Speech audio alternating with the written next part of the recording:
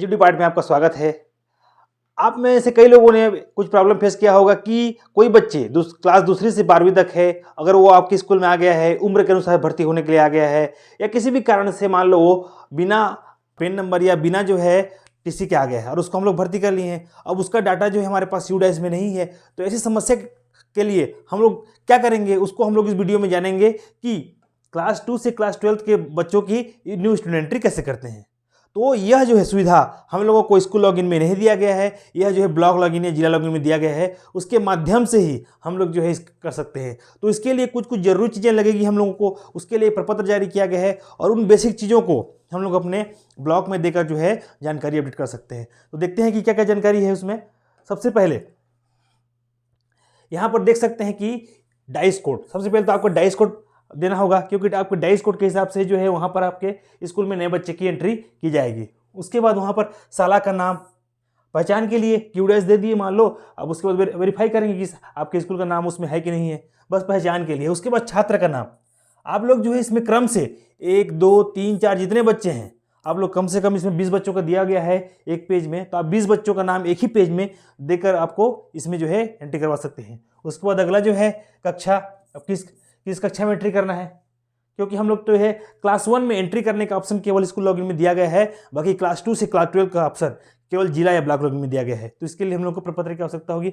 तो कक्षा लिखना है जरूर वो करें, जो भी क्लास है, क्लास 3 4 5 जो भी है आपका, उस क्लास का विवरण दे दें। यहाँ पर लिंग, जेंडर संबंधित का जो है लिंग आपको देना है, मेल है फीमेल है आप लोग यहाँ पर। और सारे जितने भी प्रविष्टि है आप अंग्रेजी में करेंगे, ताकि सामने वाले जब भी एंट्री करते हैं तो उनको अंग्रेजी में, क्योंकि कई सारे जैसे रीना लिखा हुआ है तो कई लोग लिखते हैं कि REEN भी होता है रीना, और RINA रीना भी होता है, लेकिन आपको एस पर आधार आपको देना है, क्योंकि बाद में जब इसको वेरीफाई करेंगे तो स्पेलिंग मिस्टेक के कारण जो है आपका आधार वेरिफिकेशन नहीं होगा। तो आपको आधार देख लेना है और एक्चुअल नाम उसका जो भी नाम है उसके हिसाब से आप लोग इंग्लिश में साफ साफ भर के यहाँ पर इसको देंगे।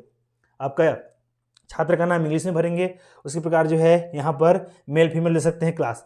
माता का नाम, पिता का नाम, इसको भी आप लोग जो है बिल्कुल अंग्रेजी में देंगे, क्योंकि वहाँ पर उसको ऐड करना होता है। जन्मतिथि देंगे, संबंधित का जन्मतिथि जो भी आपका दाखिल खारिज में है, आधार कार्ड को मिलान कर लेंगे या जन्म प्रमाण पत्र मिलान कर लेंगे, जो एक्चुअल डेट ऑफ बर्थ है। अगर मान लो कहीं दिक्कत है, खास करके आधार कार्ड में कई बच्चों का दिक्कत है, तो आप लोग उसको रेक्टिफाई करेंगे और उसको सुधार करवा लेंगे, और अपने दाखिल खारिज के हिसाब से, जन्म प्रमाण पत्र के हिसाब से सभी दस्तावेजों को मिलान कर लेंगे, और उसके बाद जो है आपको यहाँ पर रियल डेट ऑफ बर्थ को देंगे। माता का नाम, पिता का नाम उनका देना है। उसके बाद आधार नंबर कंपलसरी है, बिना आधार नंबर के यूडाइस में किसी भी बच्चे का नाम दर्ज नहीं होगा। पहले जो है 999 करके या कुछ भी उल्टा सीधा डाटा डाल के हम लोग जो है क्या करते थे, एंट्री कर लेते थे, लेकिन यहाँ पर जो है अभी जो है केवल जिन बच्चों का आधार नंबर बना हुआ है उन्हीं बच्चों का जो है यूडाइस में एंट्री हो सकता है। तो आधार नंबर अनिवार्य है। अगर बच्चों का आधार नंबर नहीं है तो आप बच्चों को बोलिए कि आधार नंबर बनवाएं, कम से कम हफ्ता 15 दिन में, महीने दिन के अंदर जो है बन ही जाता है, इसीलिए उनको आधार सेवा केंद्र में जाकर आधार बनवाने के लिए बोलें।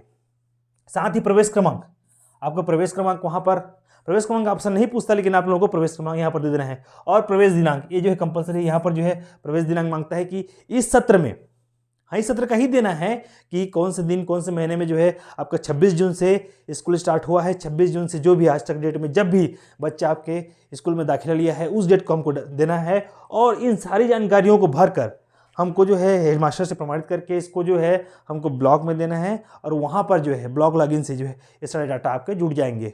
और जैसे ही वहाँ से जुड़ जाएंगे तो वो अब लॉगिन करेंगे तो वो आप दिखाई देंगे। लेकिन वहाँ पर 3 सेक्शन आपको, जैसे बाकी बच्चों का आप जीपी, बाकी बच्चों का आप जीपी, ईपी और एफपी, इन तीनों चीज़ें जो है पहले हम लोग कर चुके हैं। लेकिन इस बच्चे का हम लोगों को जनरल प्रोफाइल में जो है बेसिक डिटेल भरा जाएगा, लेकिन बाकी चीज़ें हम लोगों को जीपी में कई सारी चीज़ें, ईपी में और एफपी में, उसको हमको क्या करना है, कंप्लीट करना है। और जब कंप्लीट करने के बाद ही आगे जो है इसको यूडाइस वेरिफिकेशन होगा, आधार से वेरिफिकेशन होगा, और अपार आईडी बनाने की प्रक्रिया में हम लोग आगे बढ़ेंगे।